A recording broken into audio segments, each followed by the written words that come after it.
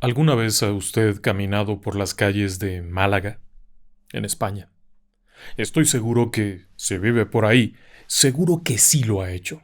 Hay unas calles en la parte del Soho y en la parte del Muelle, que son calles muy agradables. Hay de todo, hay comercios, hay exposiciones, hay hoteles.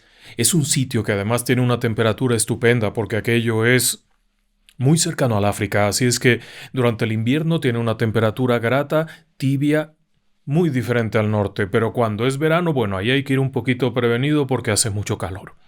Pero además es un sitio seguro. Si bien es una ciudad muy grande, ¿eh? Déjeme decirle que hoy en día debe rondar los 600.000 habitantes, lo que le lleva a ser probablemente la segunda ciudad más grande de Andalucía y algo así como la sexta más grande de España. Eso significa muchas complicaciones. Pero, más allá de eso, tiene un buen transporte público, tiene unas calles muy cómodas. Pero en esas calles hay cosas que no se ven a simple vista.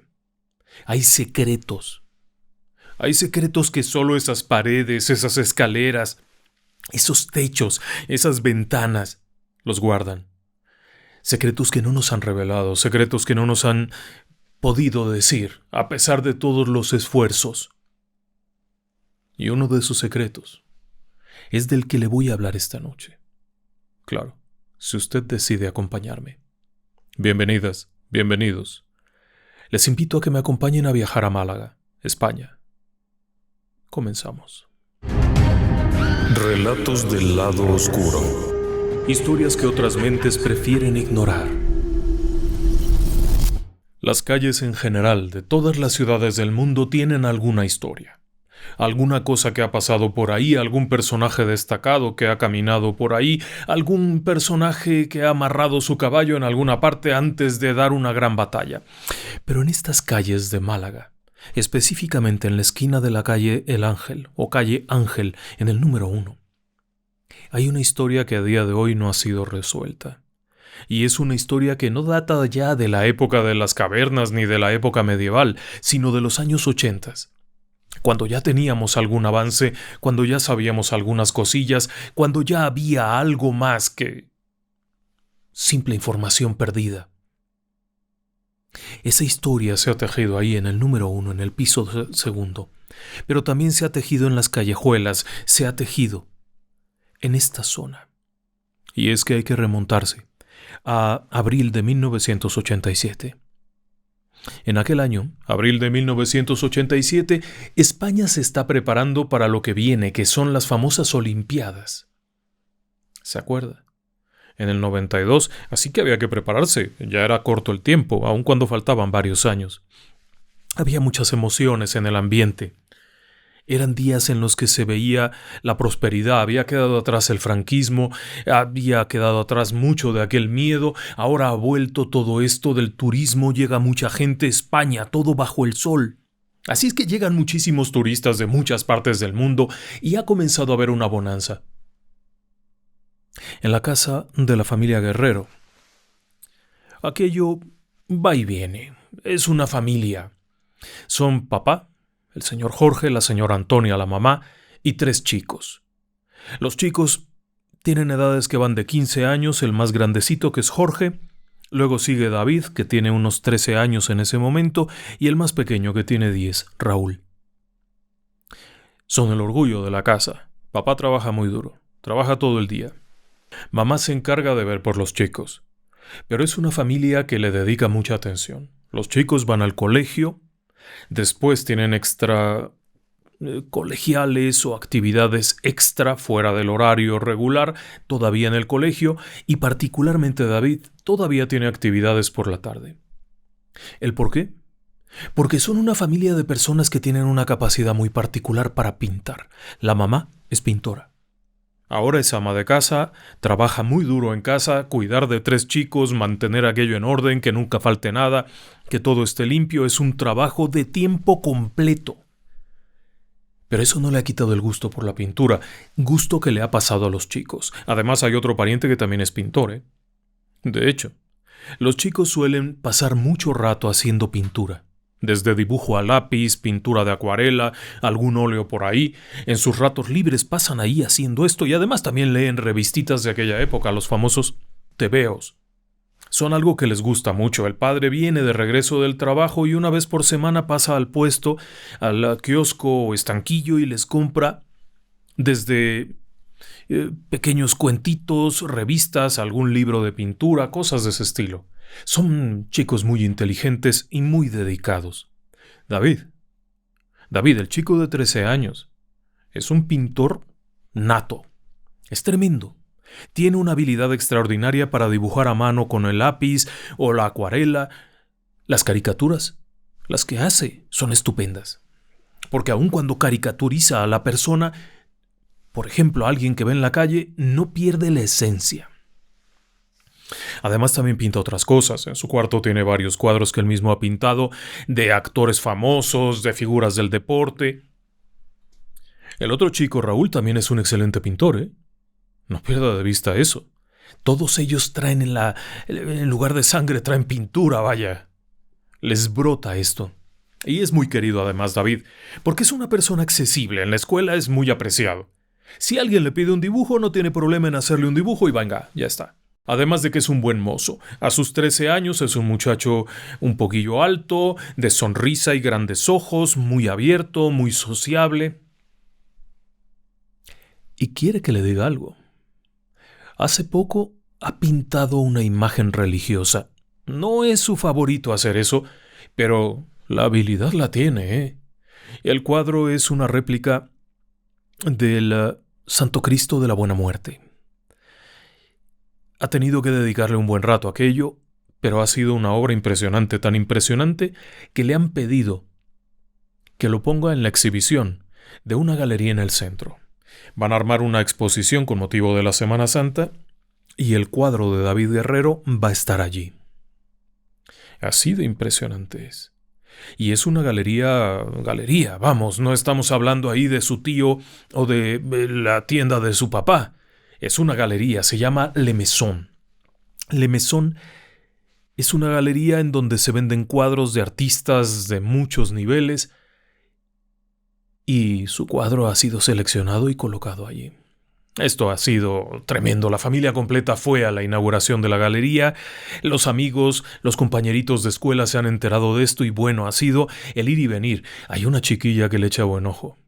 Se llama Gema. Va en su mismo grado. Y Gema, viendo que este va pa' famoso, le ha pedido que le regale una pinturita, un dibujo, algo.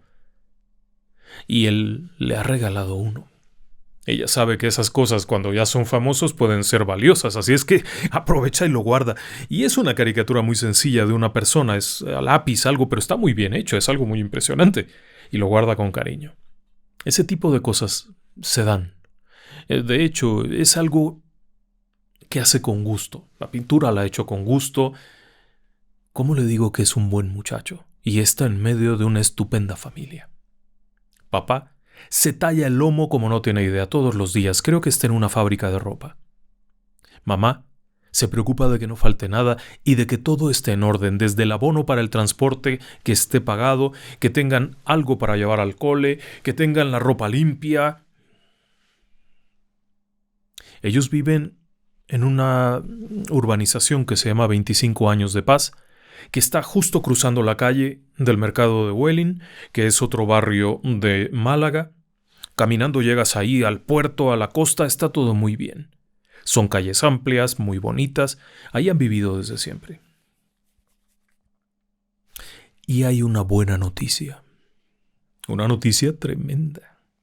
Resulta que un radioperiodista, es decir, un hombre que tiene un programa de radio en donde comparte noticias, ha pedido hacer una entrevista a David.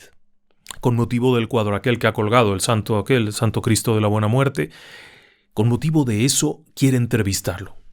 Así que han quedado de verse ahí el día 6 de abril, que es lunes, poco antes de las 7, porque de ahí él tiene que ir a la academia de pintura. El periodista no es otro que Paco Fadón, una personalidad en los medios de aquel entonces, tanto prensa como radio, que bueno, es así como que ¡qué barbaridad! Me va a entrevistar. Es un momento muy grato, la familia está muy contenta. Ya se imaginará usted. El padre que ha dado todo, la madre que ha dado todo, los hermanos orgullosos. La entrevista como tal se va a realizar precisamente en la galería. Ahí, la galería se encuentra en la calle Duquesa de Parcent. No es exactamente el centro, sino más bien la zona del Soho, pero está cerca. Vamos, no se llega caminando, tiene que tomar el autobús, llegará allá, camina unos 200 metros, llega a la galería. Luego de la galería, para ir a la academia se encuentra un poco más arriba, en dirección al centro, pero hay que ir también en autobús. Son recorridos de 15 minutos, 5 minutos, no es la gran cosa. De hecho, para ir al transporte también está muy sencillo. Baja del departamento donde vive, del piso donde vive, camina hacia el mercado de Welling, cruzando la calle, ahí está la parada del autobús y ahí se monta. 10 minutos. Todo está preparado. El día en cuestión, ese día 6 de abril del año de nuestro Señor de 1987, el chico ha llegado a casa un poquito nervioso, un poquito ansioso.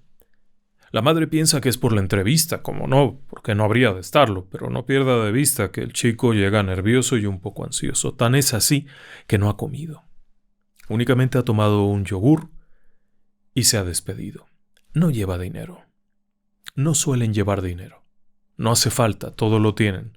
Lleva su abono para el transporte y eso es todo. La madre lo ve partir a eso de las 6:40 y desde la ventana de su departamento alcanza a verlo como va caminando por ahí, por la acera, hasta que lo pierde, más o menos cuando da la vuelta a la esquina y de ahí ya camina a la parada del autobús. Son los años 80. Esta ciudad ya en ese momento tenía 500.000 habitantes, pero es una ciudad segura. Es una ciudad cómoda. Es un lugar que conocen y se conocen.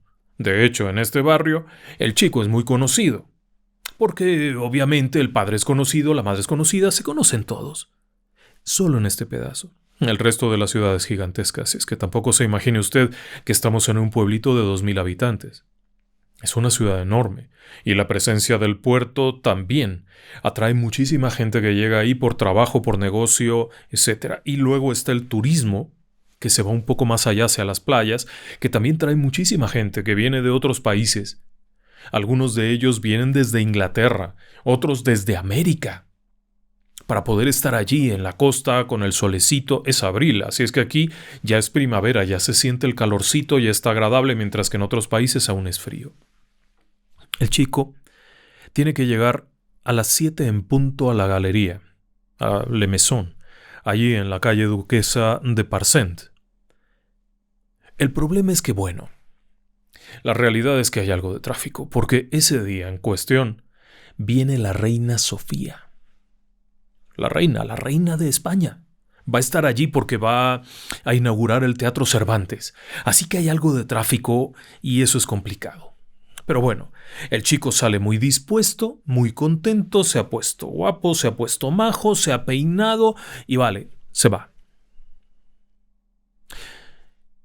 El papá ha quedado de pasar por él a eso de las 9 de la noche a la academia de pintura. No le gusta que regrese solo y como él a esa hora ya va saliendo del trabajo, pues pasa por el chico y de ahí a casa a cenar sabroso, a platicar alguna cosita, a reírse un ratito y hasta ahí va la cosa. Mamá lo ha visto partir y ese es el tema. Hasta aquí todo parece estar muy bien. Una linda familia, un lindo chico, un futuro promisorio, una ciudad bonita, la reina Sofía, el teatro recién inaugurado, la exposición, la entrevista. El caso es que a las 9 de la noche el padre llega a la academia. Pero para su asombro, aquella gente que está en la academia le informa que el chico no ha llegado, que no se ha presentado ese día. El padre, sorprendido, pregunta si lo vieron por lo menos o algo, si había alguna noticia, le dicen que no. Inmediatamente el padre baja las escaleras, puesto que la academia está en la segunda planta. En la parte de abajo, en la planta baja, se encuentra una peña, que es como un café, restaurante, eventos, espectáculos. La peña es conocida como el Cenachero. que es una forma de llamar a los vendedores de pescado, era como le llamaban a los vendedores de pescado ahí en el muelle. El cenachero es un lugar donde se reúnen personas de la sociedad malagueña, organizan eventos, vamos, son personas de cierta posición económica, no es un lugar cualquiera, son socios, y en la parte de arriba está la academia de pintura. Y también por ahí arriba está la academia de baile. Así que bueno, es un lugar concurrido. Además, las calles están llenas de gente. Aun cuando es lunes y es ya entrando al atardecer noche, las calles están llenas de gente. Por lo mismo del evento de la reina que va a inaugurar aquello, ha habido mucho movimiento. El padre apresura el paso para llegar a la galería, allí en Duquesa de Parcent. Cuando llega, pues pregunta por el chico y una persona que está por ahí le informa que el chico no llegó a la entrevista y que Paco Fadón se fue sin hacerle la entrevista. Este hombre se pone de colores, pues ¿dónde está? David es un chico muy serio, no se presta a tonterías de que haya hecho una cita con un periodista y no haya llegado. Quizá el tráfico, lo complicado, no ha podido. El problema es que, bueno, además de todo, recuerde usted que estamos en 1987 y no hay muchos teléfonos celulares. Si es que ya los hay, estarán en alguna parte por ahí con algún funcionario, con alguien de la policía, pero no tienen teléfonos las personas comunes. Es más, la familia Guerrero ni siquiera tiene teléfono en casa. Con eso le digo todo. No lo necesitan. El caso es que el padre, ya nervioso, apresura el paso y llega corriendo a la casa. Al departamento allá en 25 años de paz. Cuando toca la puerta fuerte, fuerte, la madre abre y le pregunta ¿dónde está David? Y la madre le dice, pues si tú tenías que ir por él, pero no está ni en la galería ni en la escuela, no está por ninguna parte. Nervioso aquel hombre corre a la policía. Es lo único que se le ocurre. Aquel hombre, por supuesto y con toda razón, apresura el paso y al llegar a la policía se encuentra con algún elemento de poca proactividad, vamos a decirlo así, no quisiera ser grosero. Pero aquel sujeto no parece estar muy interesado, a esas horas de la noche, de hacer algo más que sentarse y esperar. Por lo que le sugiere que regresen al día siguiente, asumiendo que el chico se habrá ido por ahí con los amigos. Pero el chico tiene 13 años. Es un estudiante modelo, es un excelente pintor, tenía una entrevista importantísima, tenía que acudir a la academia y no ha llegado a ninguna parte. ¿Dónde está? No se queda con aquello el padre e inmediatamente convoca a vecinos, amigos, conocidos. Logra que alguien marque por teléfono a los parientes y en un rato más hay un montón de gente recorriendo la ruta completa preguntando aquí, allá, allá. Buscándolo, van a los grupitos de jóvenes a ver si por casualidad se distrajo y se fue con alguna persona por ahí a juguetear, a algo, pero no. Al amanecer no hay ninguna huella, han buscado toda la noche. Imagine usted el horror de lo que le estoy narrando. Y le pido que lo considere. Esto no es solamente un programa del YouTube, como tantos otros. Este es un caso en donde unas personas, un padre, una madre, han perdido a su hijo y no lo encuentran, y han pasado muchas horas y no dan con él, y no hay ninguna noticia, no hay ninguna llamada. Alguien ha ido a ver al hospital. No lo dude. Alguien ha llamado aquí, alguien ha ido por allá, alguien ha ido a buscar a todas partes. El horror de perder al hijo. El hecho de no saber dónde está, qué le está pasando, está bien, está herido, lo lastimaron, está en alguna parte, se lo llevó a alguien. Ese horror se está volviendo real. Por la mañana la policía finalmente toma la nota y levanta una especie de denuncia por desaparición de persona y comienzan a buscarlo. La búsqueda, sin embargo, es una búsqueda muy al estilo de la policía común, que piensa que el chico va a volver en cualquier momento, que a lo mejor se ha ido por aquí o a lo mejor se ha ido por allá. Esa presunción que había. No es que fuera gente incompetente, no quiero decir eso. Solamente que son los años 80. Y en los años 80 la idea de que hubiese alguien perverso robando niños no era tan frecuente. Aun cuando en Estados Unidos ya había habido el pánico diabólico aquel de los años 80, aquí todavía se piensa que, bueno, Algo habrá pasado. A lo mejor estará en casa de algún conocido, a lo mejor aquí. La policía se pone a buscarlo. Eso es cierto. Van a donde están los autobuses y comienzan a preguntar, pero ahí nadie les dice nada. Los choferes no están seguros, un chico así y así, etcétera, etcétera. Luego van y buscan en otra parte. Nada, van a la escuela y preguntan a los compañeritos de escuela, porque una de las teorías es que se habría ido con alguno de ellos por ahí de farra. La famosa presunción de que se habría escapado. Pero ¿por qué se habría de escapar un chico que lo tiene todo? ¿Por qué habría de dejar plantado a un periodista que quiere entrevistarlo? Era su momento de fama. ¿Quién corre después de un momento de fama? Claro que estaba estresado, claro que estaba nervioso, claro que tenía mucha presión sobre de él. Y eso es un punto que voy a comentarle al final. Pero no escapa con un amigo. Así que comienzan a tomar datos, primero de los amiguitos. Van a las casas, preguntan, finalmente, nada. Llega un momento en el que le toca a Gema, la amiguita, y les entrega el dibujo que le hizo. Este es el dibujo. Se presume que es el último dibujo que hizo, La policía pregunta con familiares. La policía va y pregunta a la galería, interroga por allá. Aunque omiten muchas cosas y más adelante le voy a platicar de eso. Van y preguntan a otro lado, acá y allá, hasta que llega a los medios. Esto llegó a los medios. Surgieron periódicos, surgieron revistas en las que se hablaba del niño pintor de Málaga. El futuro Picasso está desaparecido. Así había encabezados de ese tamaño. Pero mientras esto va ocurriendo, los padres están que no pueden dormir, no pueden hacer nada, están despedazados, los hermanos están con una crisis de nervios. La policía viene y pregunta: ¿algún enemigo? Por supuesto que no, el padre es un empleado de una fábrica, es un hombre que trabaja y que se lleva bien con las personas. Empiezan a pensar, quizá aquel que me vio feo, quizá aquel que me vio mal, ¿te acuerdas de aquella mujer que no sé cuánto? Y la señora empieza... Pero son simples elucubraciones, no hay nada real detrás. Este es un hombre muy sencillo, muy limpio, un padre orgulloso. Esta es una mujer muy sencilla, muy limpia, una madre orgullosa, una persona que no tiene enemigos. No son ricos. Tienen un piso que han ido pagando, tienen ahí una cuenta del banco donde cae la paga, pero no es el tipo de gente que le secuestrarán un niño a cambio de dinero. Además, no ha habido ninguna llamada.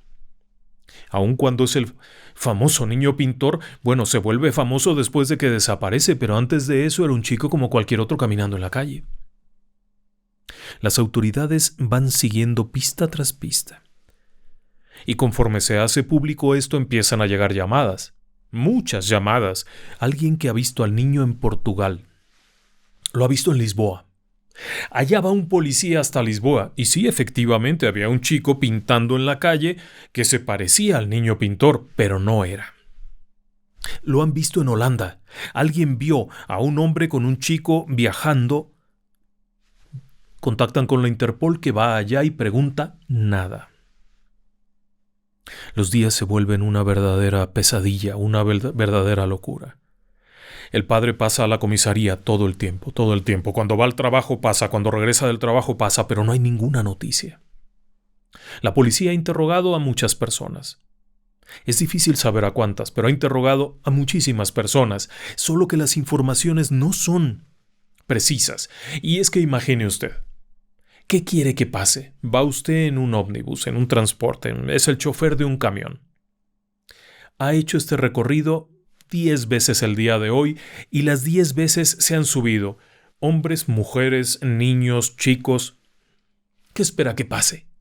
Cuando llega la policía y pregunta: ¿has visto a este chico? Como si lo he visto o no lo he visto. Entonces tampoco se puede acusar a la policía de una negligencia total.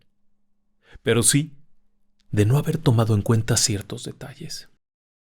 Se han tomado acciones. Déjeme decirle que la policía ha despachado algunos carteles de Se Busca que han sido publicados en diarios, que han sido colgados en postes, en las ventanas de las panaderías, en las ventanas de las tiendas, pero no hay algo en forma. Todos son llamadas que no conducen a nada. Este es un callejón que cada vez que entras te topas con pared. Hay alguien que reporta que lo ha visto subir a un tren. Bueno, pues allá van los agentes a seguir la pista, y resulta que no hay nada. Alguien lo ha visto por el muelle. Bueno, van al muelle. Y comienzan las teorías absurdas también. Las teorías absurdas son como la teoría aquella que dice que se lo han robado para que pinte copias de las obras maestras. Esa fue muy popular, déjeme decirle que esa fue muy popular en el imaginario colectivo de las personas. Robarse a un chico que tenía un talento para pintar podría servir para fabricar réplicas de las obras maestras. En realidad eso parecía más bien de película. Y además tampoco tenía mucho sentido. David era un excelente pintor, pero era un pintor en aprendizaje. Era alguien que todavía no tenía esa capacidad como para ser un falsificador. Alguien se lo ha robado para fines macabros. Esa era la teoría más plausible. Y al referirme a fines macabros era para alguna cosa terrible. Pedofilia, cosas de ese estilo. No quiero ahondar mucho en eso. Otra de las teorías es simplemente que ha tomado sus cosas y se ha ido por su cuenta. Esa teoría se investigó también ampliamente, pero no había ninguna evidencia. Para colmo de males son los años 80, no hay cámaras de seguridad en cada poste, en cada esquina, en cada semáforo, no hay de dónde. No hacían falta. Quizá por eso mismo la policía está tan desconcertada. Sí, aquí también desaparecen personas. Déjeme decirle que en Málaga en aquellos años también desaparecían personas, pero la policía los encontraba, ya fuese vivos o muertos, por lo menos el bulto encontraban. Y no era tan raro que alguien que había ido a las montañas tropezara, cayera, no regresa y días después lo encuentran. Vivo o no vivo, pero lo encuentran. Ahora bien, esto llevó a una crisis no solamente personal de la familia, sino a nivel de las autoridades. Hubo instrucciones que venían de muy arriba de que esto hay que resolverlo. ¿Pero cómo lo resuelves? La pregunta se volvió dramática, porque, de hecho, algún tiempo después, hubo otro caso. Este caso que fue el caso de Melody. Melody era hija de una persona extranjera, creo que hindú o algo, de un empresario, y fue secuestrada. Y a los 11 días la policía la recuperó, la encontró. Así es que 10,000 personas se van para allá a las calles a protestar, a decir cómo es posible que hayan encontrado a Melody en apenas 11 días y a David no lo encuentren. Bueno, la realidad es que el caso de Melody fue un caso que se resolvió solo prácticamente. A uno de los delincuentes se le cayó la cartera, no se dio cuenta, la recuperan y por una casualidad del destino, había ahí una serie de cosas que llevan directo a una persona que a su vez termina delatando. Así es que había sido un golpe de la suerte, y eso es lo que han intentado lograr estos hombres de la policía, pero no han tenido mucho éxito. Hasta ahora la policía también había hecho un rastreo de las pinturas de los chicos, no solamente de David, sino de los hermanos, viendo a ver si en esta obra había algo, que estuviera esbozando algo que pudiera ayudar. Una de las pinturas o de los trabajos más extraños era el dibujo que le regalaron a Gemma. Parecía ser una persona, era un viejo gruñón. Ahora mismo le he puesto la imagen en la pantalla. El viejo gruñón. La nariz aguileña, ojo claro, medio calvo. ¿Estaba representando a alguien? ¿Conocía a ese alguien? Las preguntas fueron creciendo. ¿Lo conoce? ¿No lo conoce? En fin, revisan toda la obra, pero tampoco encuentran nada que sirva. Cuando le preguntan a Gemma quién era el hombre del dibujo, ella responde que cuando se lo regaló David, ella le preguntó eso, le dijo, oye David, ¿y este quién es? A lo que David no contestó nada y siguió haciendo lo que estaba haciendo. Raro en David, porque si tenía algo era ser una persona gentil. Pero esa vez no respondió. Pasan los días. Y como suele ocurrir, los días se transforman en semanas, las semanas en meses, y la angustia y el dolor no se va a ninguna parte, la angustia y el dolor no se quita, no desaparece. La madre ha dejado abierta la puerta cada noche, ha dejado prendida la lucecilla en el recibidor cada noche para que cuando el chico vuelva sin problema, para que si pasa por ahí vea la luz prendida y se acerque. Ha pedido al cielo muchas veces que se lo devuelvan. 1990. Hay un reporte extraño. Un agente de policía presenta a una mujer. Es una historia loca. Esta mujer es una camarera. Es una mujer que trabaja como camarera en un pequeño hotel cerca de la costa. No le voy a decir el nombre porque se confunde con otro hotel que sí existe todavía y que está en funcionamiento. Pero bueno, es una mujer que trabaja en un hotel cerca de la costa. La mujer aquella ha contado algo. Verá, un día llega esta mujer a la casa del policía porque es amiga de la esposa del policía y trae con ella una confesión. Le dice a su amiga que allá, en el abril de 1987, ella vio algo raro. Y a nivel de plática, casi de chisme, le cuenta que un día cuando entró a la habitación de un huésped, encontró algunas fotos de chiquillos y una servilleta que tenía el nombre David Guerrero, Welling y unos números. Era un hombre de unos 50 y tantos años, suizo. La amiga aquella le dice: ¿y qué hiciste? Nada, nada. Pues ¿cómo voy a hacer nada? Simplemente estaba eso ahí. Pero al día siguiente que volví, estaba hecha pedacitos la misma servilleta en el bote de basura y el hombre aquel salió ese día. ¿Y qué día fue ese? El 6 de abril del 87. ¿Y por qué no lo dijiste? Si está todo el revuelo del niño pintor. No he querido porque me meto en problemas. ¿Y qué tal que meto en problemas al hotel y me quedo sin trabajo? Pues bueno, la amiga no se quedó con eso y se lo dice a su esposo, que es policía, y el policía la lleva y toma la declaración. La declaración de esta mujer les llevaría a investigar los registros del hotel y a encontrar a una persona a la que llamaron el suizo y cuyo nombre no le voy a decir. ¿Por qué? Porque hoy en día no se ha acreditado que sea culpable y por lo tanto sería una ofensa inculpar a alguien que no lo ha sido demostrado. Pero para fines prácticos fue conocido como el suizo.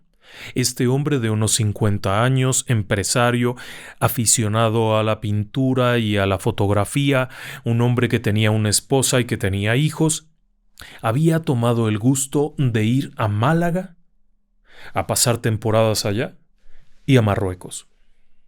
La esposa decía que esto era porque con el paso del tiempo y al sentirse viejo había comenzado a tener problemas personales, problemas un tanto depresivos y que ir a estos lugares lo alegraba un tanto.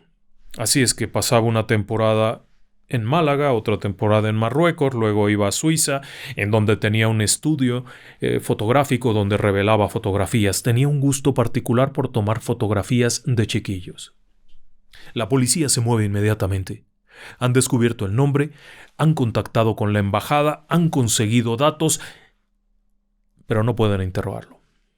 Y no pueden interrogarlo porque ha muerto un par de meses antes estando en Marruecos. Maldita sea la cosa, si esta mujer hubiera hablado en su momento podrían haberlo interrogado, pero no hay tal, está muerto. Se van a Suiza. En colaboración con los agentes de la policía suiza y miembros de la Interpol, logran llegar a la casa, se entrevistan con la esposa, quien abre puertas y permite que revisen todo, no tiene ningún inconveniente y ella asegura que su esposo no tiene nada que ver con ninguna cosa de esas. La sospecha de que haya por ahí un pederasta, un pedófilo, es fuerte. Pero la mujer insiste en que su esposo fotografía a los chiquillos porque son los mejores modelos.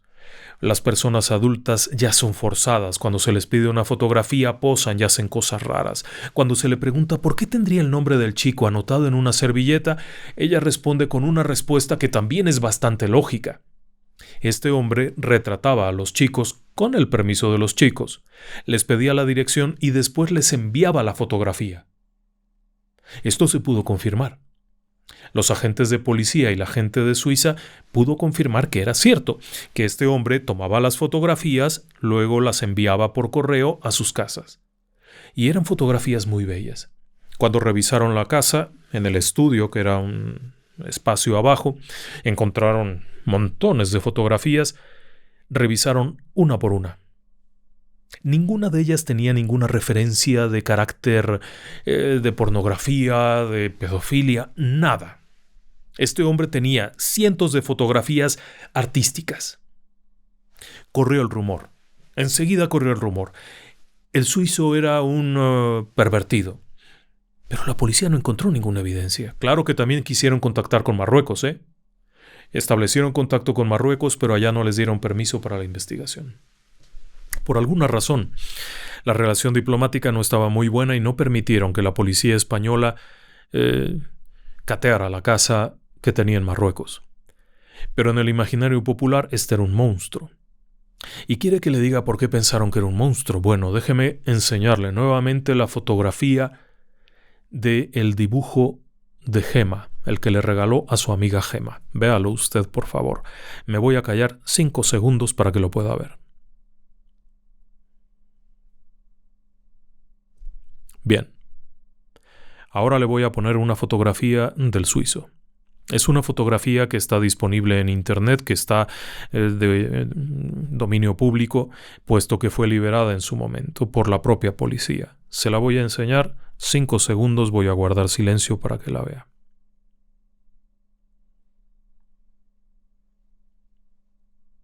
Bien, ahora vea las juntas.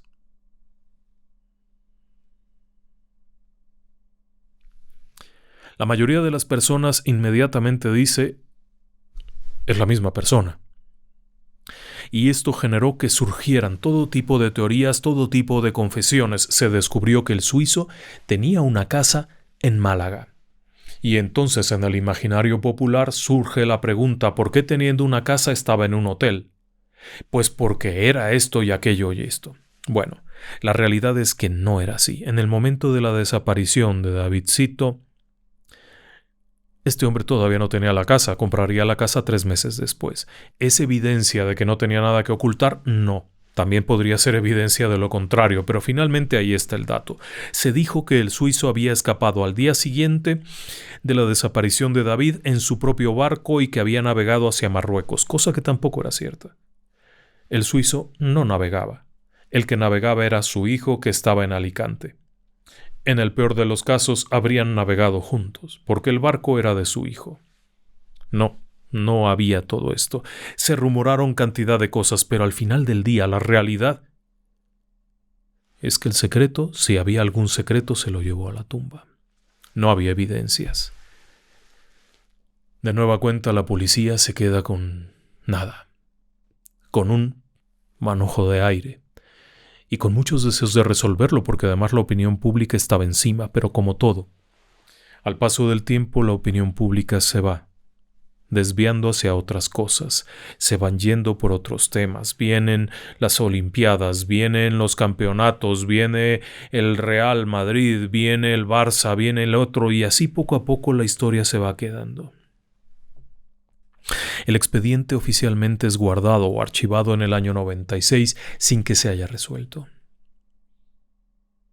Pero el tiempo sigue. Es el año 2016 y apenas unos meses atrás ha fallecido don Jorge, el padre, sin haber encontrado nunca ninguna evidencia de su hijo. Ahora, desde allá arriba, seguro ya tendrá conocimiento, pero en su momento se ha ido con esa tristeza. El problema es que ha dejado un tema testamentario, un tema de las herencias que no se puede resolver, y es cuando tienen que declarar muerto a David. El caso no se puede cerrar, porque no se sabe si ya prescribió algún delito o no, porque no han encontrado ninguna evidencia de dónde está el paradero de este chico. Pero finalmente se le declara muerto, para que puedan operar la herencia y finalmente acceder a los recursos, poseer el departamento, etc. Solamente era eso, el departamento y una cuenta del banco. Pero es el final. Esa noche finalmente la madre ha cerrado la puerta con llave y ha apagado la luz, confiando en que ahora Davidcito y Jorge, su padre, estén juntos en un mundo mejor. Pasado el tiempo, uno de los hermanos, Raúl, quien por cierto es un artista destacado, maestro, un personaje, ha armado una exposición. Es el año 2018. La exposición es una exposición en donde va a exhibir las obras de su desaparecido hermano. Quiere darle ese respeto, esa mínima deferencia. Que se vea su obra, que alguien sepa que estuvo ahí, que existió, que hizo todo lo que podía. Así es que monta una preciosa exposición. Y esta exposición llama la atención de un periodista que se interesa en el tema, que llega, se aproxima, conoce la exposición, recuerda todo lo que ocurrió alrededor de esta ausencia de David y comienza a platicar con los hermanos. La plática se torna en un profundo interés por el tema, hasta el grado de que decide buscarlo. Hay que buscarlo. Se organiza con los dos hermanos para reiniciar la búsqueda. No es una tarea fácil. Déjeme decirle que es una tarea titánica porque la policía en su momento entrevistó a 700 personas, siguió cientos de pistas, recibió cientos de llamadas. Solamente el legajo judicial tiene más de 800 páginas. Y ese es el resumen. Pero además, cuando se acercan a las autoridades, pues el expediente que pueden acceder es el público, es el del juzgado, pero el interior de la policía, nada. Un desastre aquello. No hay contacto, no hay permisos, no hay accesos, es un bloqueo por aquí, otro por allá. El expediente del juzgado es un expediente de los 80s, así es que está todo enredado, no hay nada digital, faltan hojas, esto de aquí, esto de allá. Pero comienzan a entrevistar personas. Y es cuando descubren algunas cosas muy impresionantes. Lo primero, encuentran a un viejo vecino que confirma que el chico subió al autobús. La policía en su momento había sostenido que como ningún chofer pudo acreditar haberlo visto, el chico se habría perdido saliendo de la casa. Pues este trío de investigadores, porque eso es lo que son, investigadores, no me importa si son pintores o escultores y periodistas, al final se convirtieron en investigadores y lograron localizar a una persona que ubicó al niño arriba del camión, viajando en el autobús. No para ahí el tema, porque luego localizan a otro pintor en la galería que había ido a cobrar una pintura que vendió y que se encontró con el chico. Resulta que el chico llegó tarde por el evento aquel de la reina. Cuando llega, el periodista Paco Fadón, que lo iba a entrevistar, se ha ido, el chico está allí y aquel amigo lo ubica, platica con él porque, casualmente, ese pintor que se encuentra al chico es un maestro. Es un maestro sustituto, en lo que su maestro titular regresa. Este es el maestro que le está dando clases, así es que le dice, bueno, te veo allá en la academia. Pero todavía más. La policía no ubicó a este pintor, aun cuando declaró. En su momento este hombre declaró haber visto al chico. ¿Y qué importancia tiene? Pues que vas delimitando hasta dónde llegó y en dónde se perdió. Y lo que sigue es que este trío de investigadores van a buscar a los miembros de la peña aquella del Cenachero. Cuando llegan allá, bueno, pues ya no existe la peña, ya se disolvió aquello, falleció el presidente, fallecieron algunos miembros y resulta que encuentran a un testigo. Y este testigo habría dicho que vio al niño. Ya ha muerto el testigo, pero se lo platicó a su hija y a su esposa, quienes recuerdan claramente cómo llegó y les dijo, ese chico se perdió allí. Yo lo vi en las escaleras. Además, era alguien que conocía. Se dieron la vuelta y entonces tenían un escenario totalmente diferente al de la policía, porque la policía creía que se había perdido incluso antes de subir al autobús, y ahora estos tres investigadores han descubierto que el niño se perdió en las escaleras de la academia, en pleno centro de Málaga. Pero han descubierto algo todavía más preocupante. Mientras que el mundo ya ve al suizo como que era un viejo que tomaba fotos, han descubierto que este viejo que tomaba fotos tenía una chica, una mujer joven, que tomaba clases de baile ahí, arriba de la academia de este chico. ¿Preocupante? Pues sí, preocupante. Porque a partir de ahí no hay mucho más. Han descubierto todo esto con su esfuerzo y han logrado más. Pero entonces ocurre algo muy misterioso. En el 2019 llega un mensaje anónimo a la madre, a Antonia. El mensaje lo que dice es, busquen a Gervasio si quieren conocer lo que pasó. Palabras más, palabras menos, no tengo copia del mensaje. Pero ¿quién es Gervasio? Estos tres investigadores comienzan a rastrear ahora y se dan cuenta que al menos 6 personas que formaron parte del grupo aquel de la Peña El Cenachero en los años 80 Hablaban de la existencia de un sujeto conocido como Gervasio, que era la mano derecha del presidente de la Peña. Recuerde que la Peña eran personas con capacidad económica, con una posición, y el tal Gervasio, del que no se saben apellidos ni nada, porque era una figura que estaba por ahí, pero no era miembro, sí existía. Pero todavía falta algo más. Porque mientras están tratando de averiguar quién era el tal Gervasio, descubren que había una cierta relación con 3 personajes que fueron detenidos por verse involucrados en actividades relacionadas con abusos infantiles. Estos 3 personajes declararon no conocer al tal Gervasio y no saber nada del tema del niño.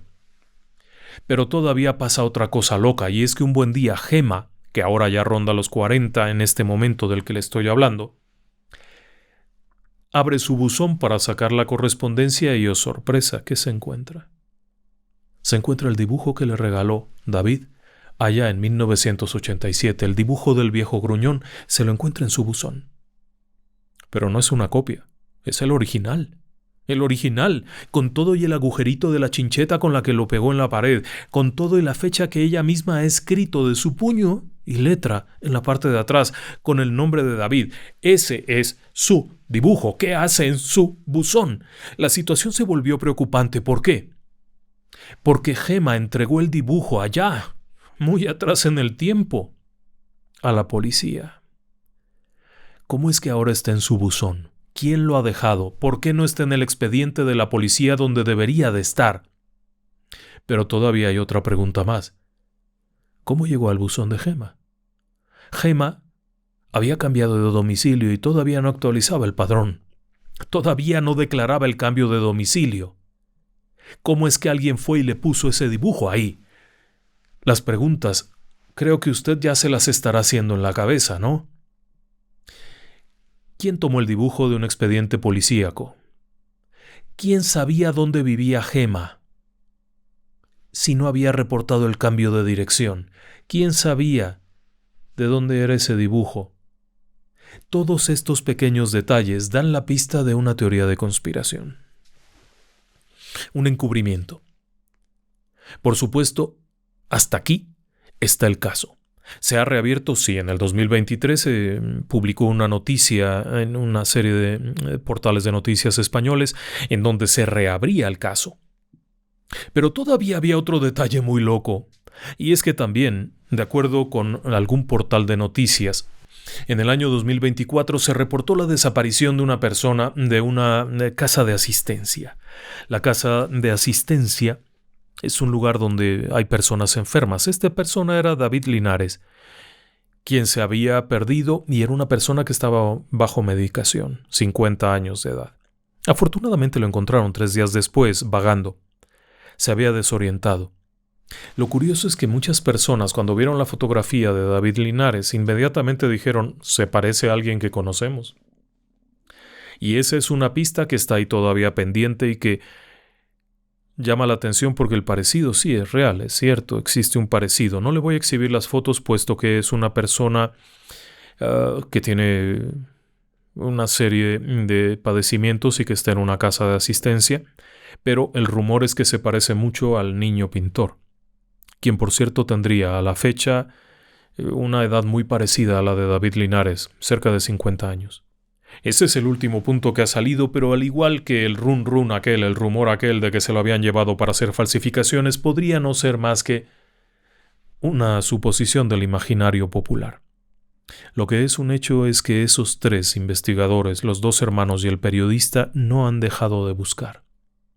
Han hecho que se vuelvan a abrir los expedientes, que se retome y que se inicien pesquisas nuevamente. Se han tomado muestras de ADN para que si hay algún resto no identificado que pudiera corresponder se pueda cotejar el ADN. Así que ahora, a fuerza de la presión que la familia está haciendo, se ha vuelto a retomar el caso. Quiero confiar que aparezcan datos, que aparezca algo, una respuesta. Pero usted que me está escuchando, quizá tenga otra información, y hay una página en donde se pueden hacer reportes siempre y cuando sea algo que valga la pena. Una página donde se tiene un listado de personas no localizadas conocida como SOS. Vaya allá. Seguramente Si usted conoce algo, apreciarán eso que usted les pueda decir, porque si existe algo terrible es no saber lo que pasó con un ser querido. Muchas gracias por haberme acompañado esta noche. Buenas noches y que descansen en paz.